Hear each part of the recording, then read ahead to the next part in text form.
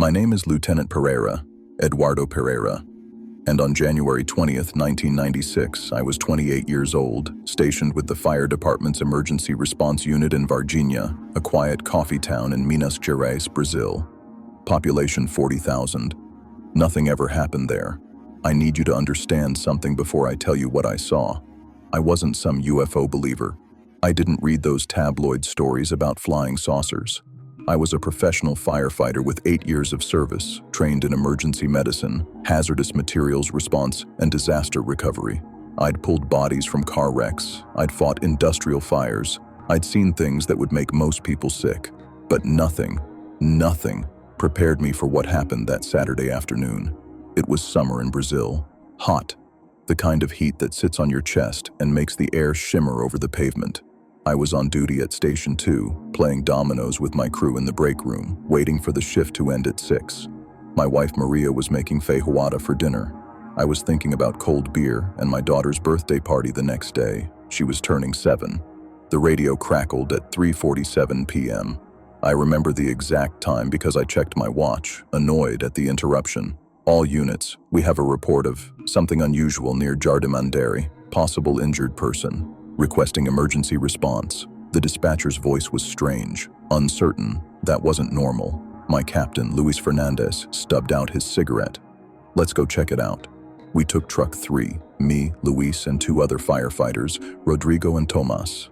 The drive through Varginha was maybe 10 minutes, past the Igreja de São Sebastião, past the little shops closing for Saturday afternoon, past the park where old men played chess under the trees. Normal. Everything was normal. We didn't know that 3 teenage girls had just run screaming from a vacant lot on Dr. Benevenuto Braz Vieira Street. We didn't know what they'd seen crouching behind a wall staring at them with eyes that glowed red in the afternoon sun. We didn't know that in less than 3 hours, soldiers would die. The lot was on the edge of a residential area, overgrown grass, broken bottles, a graffitied wall. A small crowd had gathered, maybe 20 people, keeping their distance, pointing. Luis jumped down from the truck. What's going on? An old woman crossed herself. There's something in there, something wrong. Wrong how? It's not human. I exchanged a look with Rodrigo. Great, probably a drunk homeless person. We got called out for that all the time. Stay here, Luis said to the crowd. We'll handle it. We moved into the lot, spreading out, scanning. The grass was knee-high, full of trash and weeds. The sun was lower now, casting long shadows. That's when the smell hit me. Ammonia. Strong enough to make my eyes water. But not just ammonia. Something else underneath it. Sulfurous. Chemical.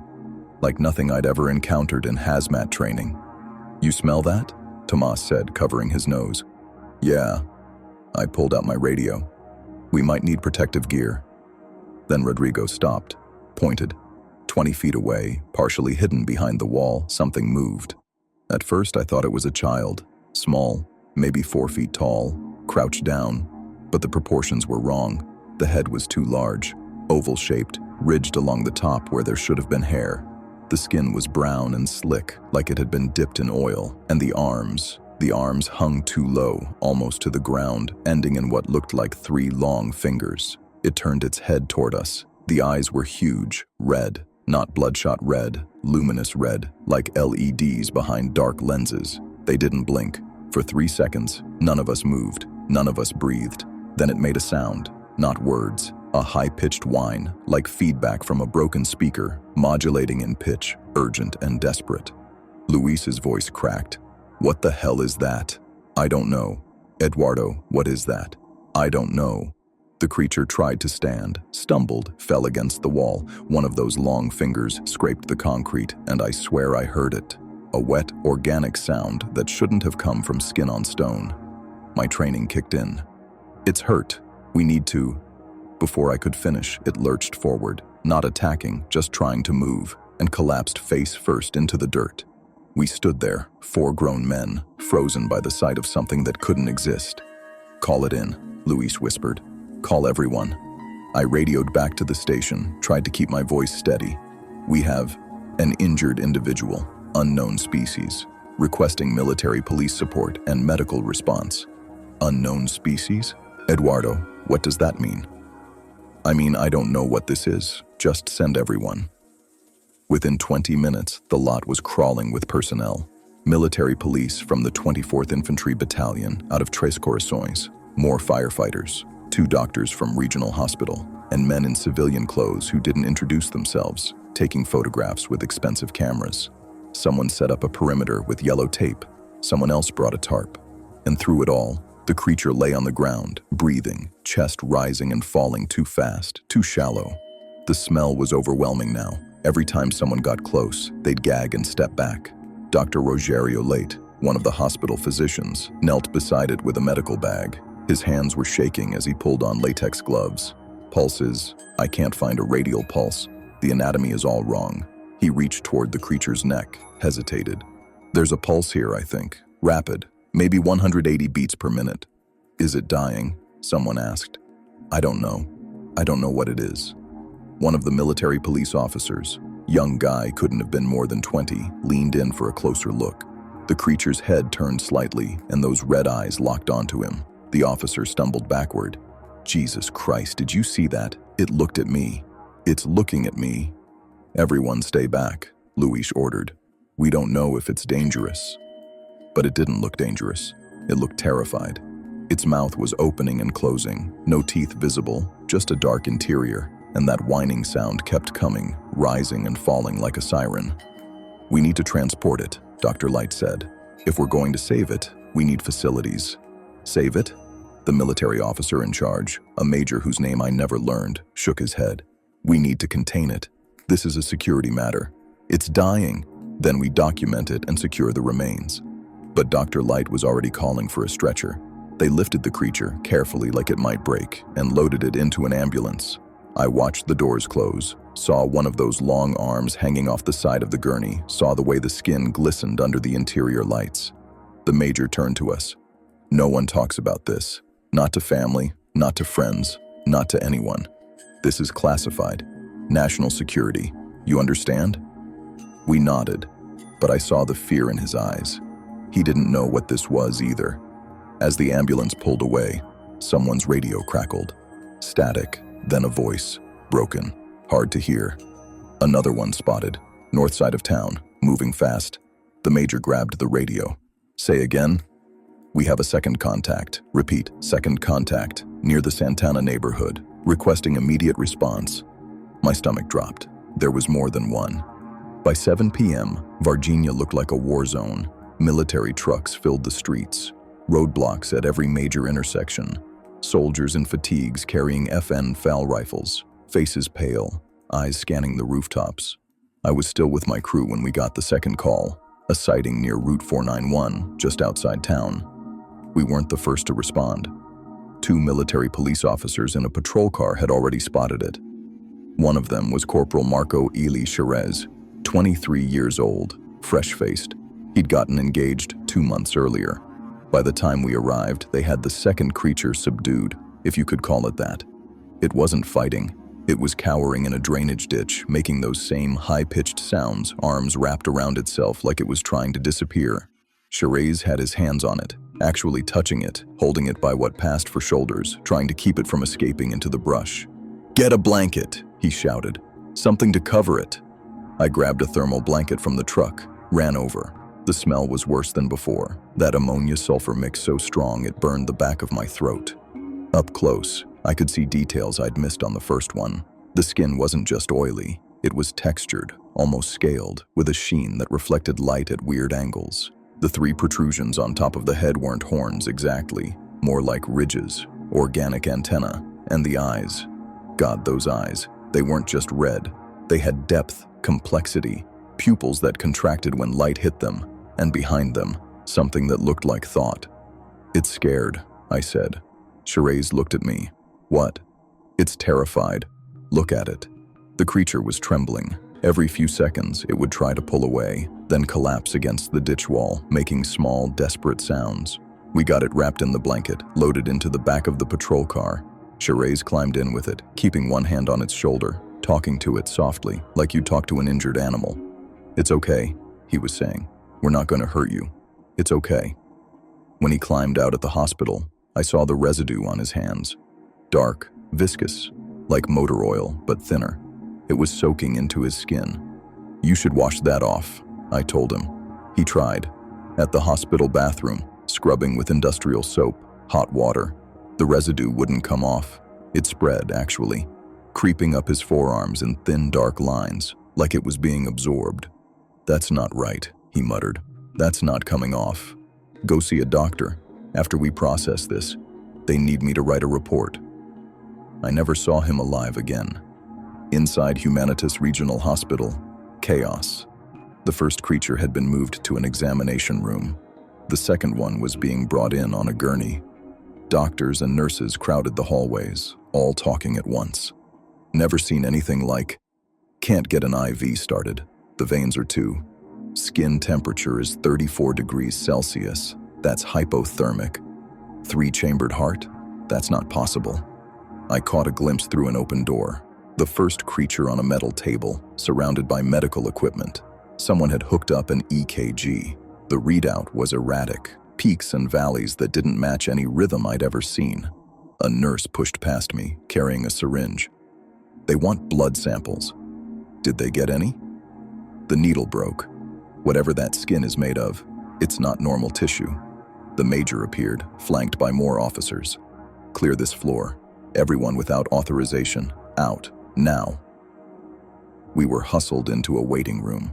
Through the walls, I could hear machines beeping, voices raised in argument. Then, around 8:30, the beeping stopped. The first creature was dead. No one told us directly. But the energy changed. The frantic movement slowed. Doctors emerged looking shaken.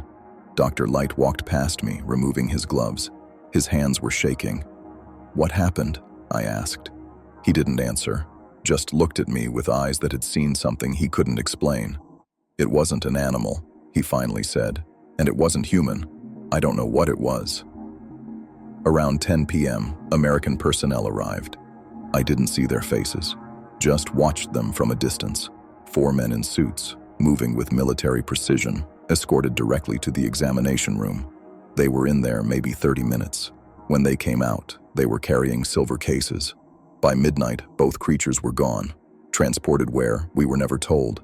The hospital was locked down, armed guards at every entrance, no one in or out without clearance. And all of us, firefighters, police officers, hospital staff, were interviewed separately, one by one, in a small office that smelled like disinfectant and fear. The man who interviewed me never gave his name. Dark suit, no insignia, a face like carved granite. "What you saw today is classified. You will not discuss it with anyone. Not your family, not your friends, not each other. If you do, there will be consequences, legal consequences. Do you understand?" "I understand." "What did you see today, Lieutenant Pereira?" I hesitated. "What did you see?" "Nothing," I heard myself say. "I saw nothing." He slid a document across the table. A non-disclosure agreement. I signed it. 3 days later, Marco Chereze called in sick. I heard about it from another officer. Fever, intense pain in his lower back.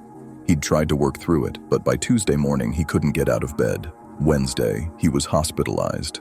Thursday, he was in the ICU. Friday morning, February 15th, 1996, less than a month after touching that creature, Marco Eli Chereze was dead. The official cause of death, sepsis, a bacterial infection from a routine cyst removal in his armpit, complications from surgery. But I talked to Dr. Cesario Lincoln Furtado, one of the physicians who treated him. Late one night, at a bar where we both went to forget, he told me what really happened. "The infection wasn't routine," he said, staring into his beer. "I've been a doctor for 20 years. I've seen every kind of bacterial infection you can imagine. This was different. Different how? It was aggressive, unnaturally aggressive.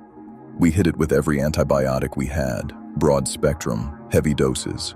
Nothing worked. It was like the bacteria was designed to resist treatment. Designed." He wouldn't look at me. Chereze told me something. Right before he went into surgery, he was delirious, feverish, but he grabbed my arm and he said, "The creature, it got inside me. I can feel it." I went cold. What did he mean? I don't know. But when he died, they sealed the autopsy. Classified. His family couldn't get the full medical records. Pages were missing. The samples we sent to pathology vanished. He finally looked at me. That wasn't a normal infection, Eduardo. And that wasn't a coincidence. I wanted to argue, wanted to tell him he was paranoid, reading too much into a tragic medical event.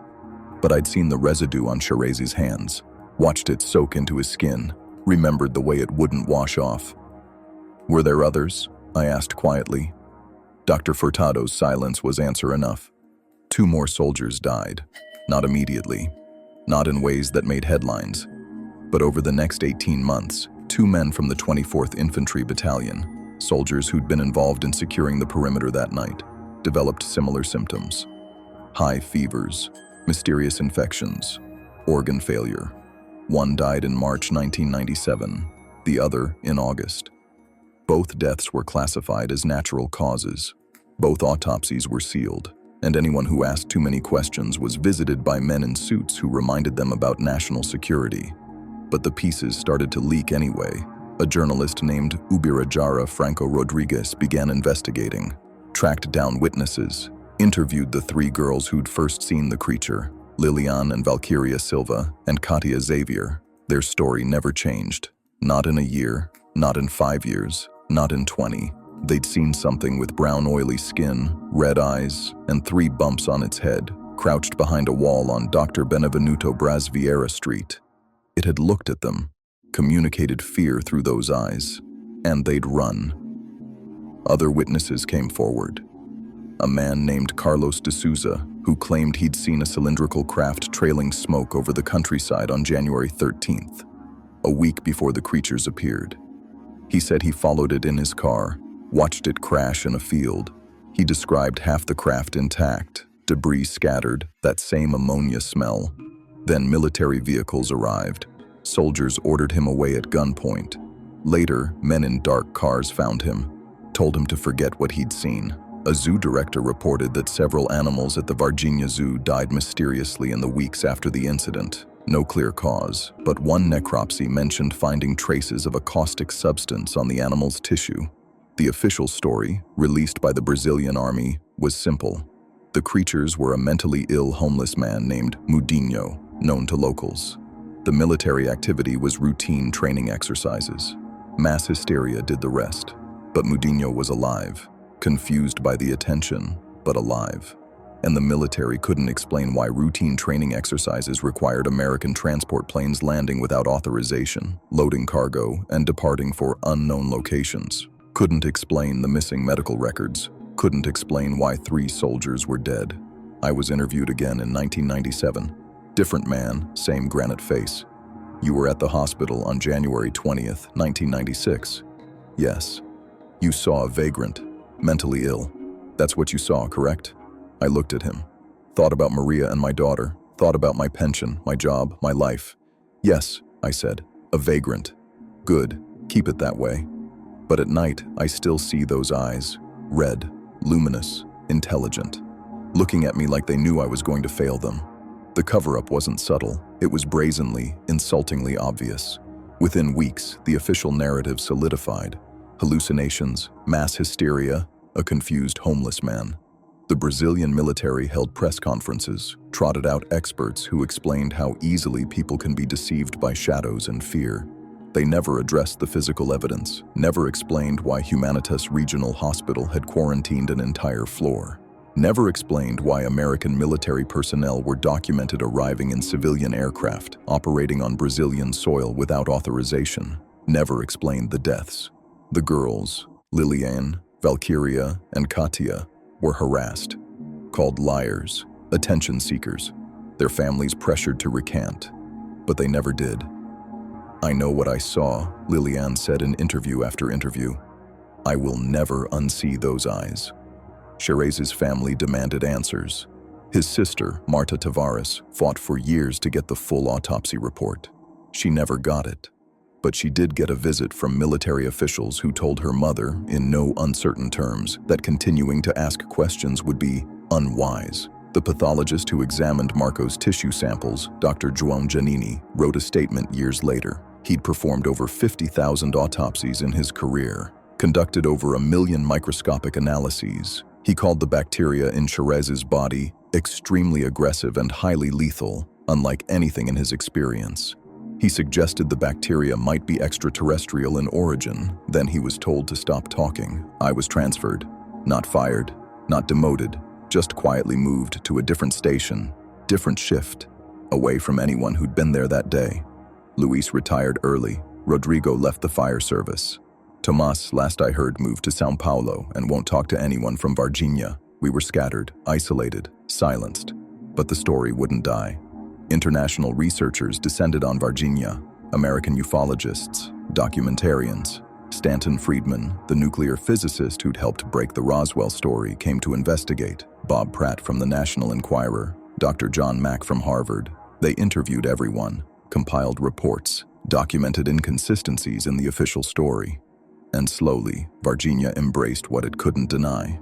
The town erected a water tower shaped like a flying saucer, built bus stops that looked like spacecraft, started selling alien dolls wearing soccer uniforms. They turned trauma into tourism. The mayor gave interviews. Something happened here. We don't know what, but something happened. Brazil's Roswell, they called it. But Roswell didn't kill 3 soldiers. In 2004, more evidence emerged. A surgeon named Dr. Rogério Leite, different from the Dr. Leite at Regional Hospital, came forward. He claimed the military had commandeered him to perform emergency surgery on one of the creatures. He described standing in an operating room, working on a being that shouldn't exist, 3-chambered heart, circulatory system unlike anything in terrestrial biology, skin that resisted scalpels. And he described something else, something that made my blood run cold when I read it. At the end of the surgery, he said, I felt it, in my mind, not words exactly, but communication, emotion. It was terrified. It was asking me to help, and I couldn't. Telepathy. That's what he claimed. Most dismissed him as a fantasist. But I remembered that whining sound the creatures made, the way those red eyes seemed to bore into you, the sense of desperate intelligence behind them. Maybe he wasn't lying. In 2022, filmmaker James Fox released a documentary, Moment of Contact. He tracked down new witnesses, military personnel willing to talk, anonymously, faces obscured, but willing to talk. One claimed he'd transported a creature from the hospital to a military facility, said Americans took possession of it, said he heard rumors they'd taken it out of the country. Fox also interviewed the forensic pathologists who'd worked on Chereze's case. They provided testimony, signed statements. Dr. Armando Fortunato described performing an autopsy on a young, healthy soldier who shouldn't have died. The infection was unexplainable, resistant to every treatment.